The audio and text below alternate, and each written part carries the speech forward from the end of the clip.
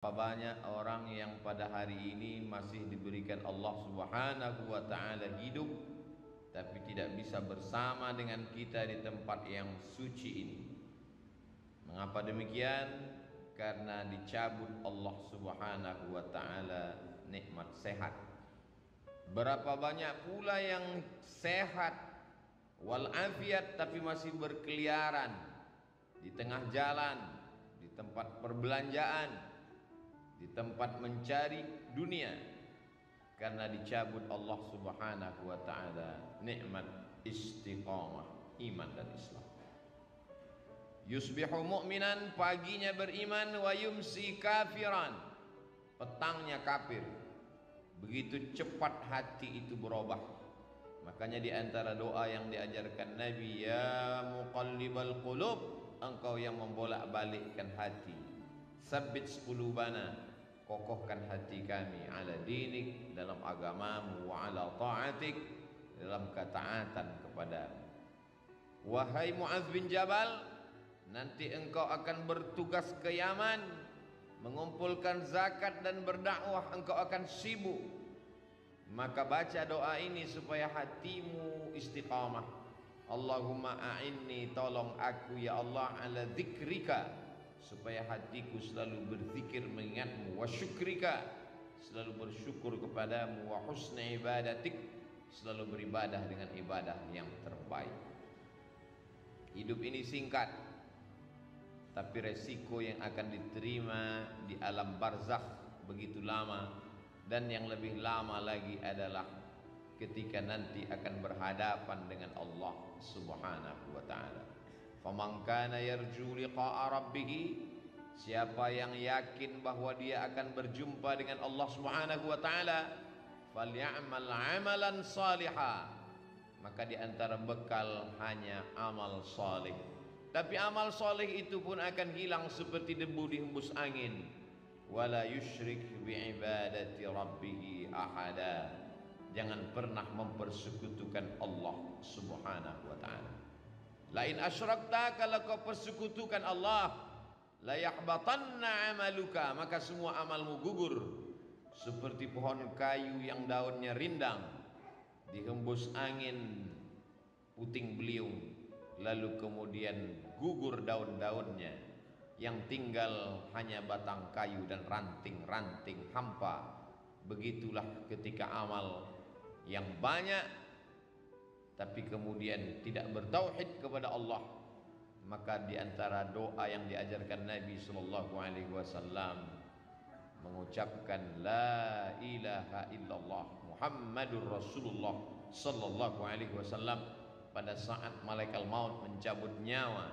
Kalimatu haqqin 'alaiha nahya, dengan itu kita hidup, wa 'alaiha namutu, dengan itu kita mati, wa biha nub'atsu, dengan itu kita akan dibangkitkan di padang mahsyar menghadap Allah Subhanahu wa ta'ala. Kalau sampai hari ini ada orang hidup nikmat, tapi hidup itu bisa menjadi laknat. Kalau sampai detik ini masih sehat, nikmat, tapi sehat akan diminta tanggung jawab, dia bisa menjadi laknat. Yang menjadi rahmat adalah ketika mulut masih mengucapkan alhamdulillah wa syukrulillah wala haula wala quwwata illa billah. Faqsusil qasasa, ceritakan kisah nabi-nabi itu, la'allakum yatafakkarun, supaya manusia berfikir bagaimana kematian anak amat sangat menyakitkan bagi Nabi Ayyub alaihi salam. Tanamannya kering kerontang, ternak-ternaknya mati, anak meninggal dunia.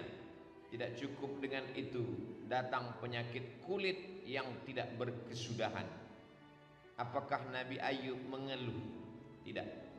Istrinya Rahmah yang tidak tahan dengan penderitaan itu. Berdoalah Ayyub supaya Allah menyembuhkan. Nabi Ayyub tidak ada menyebutkan sakit dalam doanya. Dia tidak ada minta sembuh. Dia hanya berkata, Rabbi anni massaniyad-dur, ya Allah, aku kena musibah. Wa anta arhamur rahimin, engkau maha kasih di antara yang pengasih, engkau maha sayang di antara yang penyayang.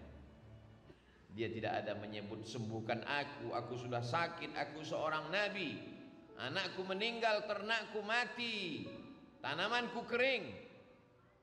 Dia tidak ada menyebut. Dia malu berkeluh kesah kepada Allah Subhanahu wa taala. Orang yang sudah jatuh cinta kepada Allah, maka semua yang dilakukan Allah itu indah. Walaupun ternaknya mati, Allah tetap indah. Walaupun kebunnya kering, Allah tetap indah. Walaupun anaknya meninggal, Allah tetap indah. Walaupun anak-anaknya meninggal dunia, Allah tetap indah. Tapi tak semua orang yang berada di sekeliling kita melihat Allah indah ketika yang diberikan Allah tak sesuai dengan keinginannya. Ketika dia ingin punya anak, ternyata anak tidak kunjung tiba, dia katakan Allah tidak indah. Ketika dia ingin ternaknya beranak pinak subur, ketika yang datang adalah penyakit kematian, dia katakan Allah tidak indah. Padahal Allah itu innallaha jamilun, Allah maha indah, yuhibbul jamal, Allah suka kepada keindahan. Tapi seringkali kita mengatakan indah menurut hawa nafsu kita. Kalau tidak sesuai dengan yang kita inginkan, kita katakan tidak indah. Allah kalau sudah memasukkan cinta ke dalam hati seorang hamba, maka apapun yang diberikan Allah indah.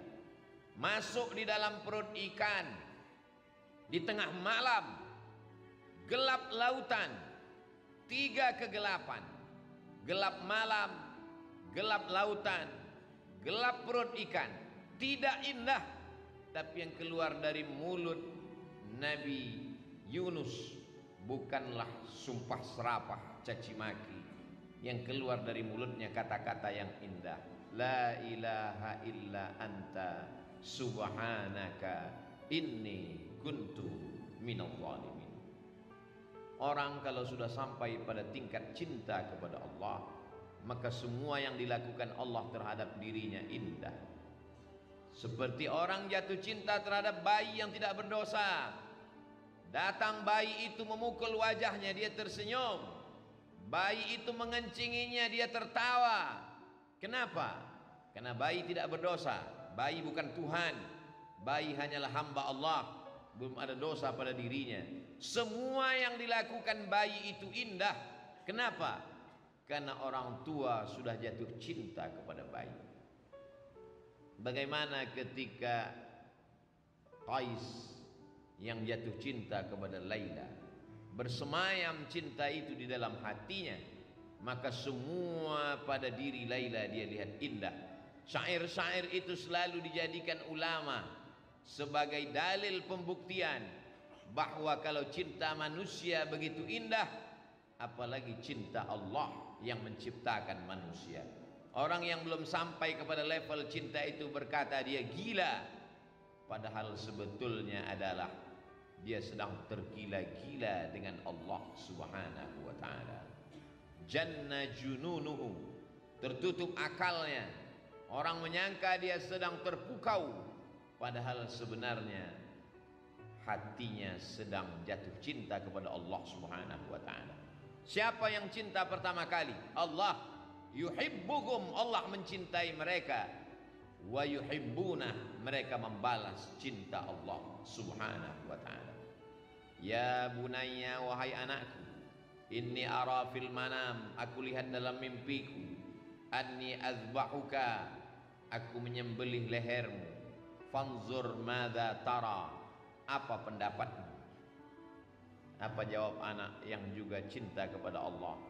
Ya abati, wahai ayahku, if'al ma tu'mar, laksanakan apa yang diperintahkan